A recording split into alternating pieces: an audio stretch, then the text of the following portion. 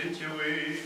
сам благослови и хлеб сия, и вино, и умножи сия в ограде сем, и во святем храме сем, и во всем мире Твоем, и вкушающий от них верную свети, яко Ты еси благословляй, освящай всяческое Христе Боже наш, и Тебе славу воссылаем за безначален Твоим Отцем, и все святым и благим и животворящим Твоим Духом, ныне и присно и во веки веков.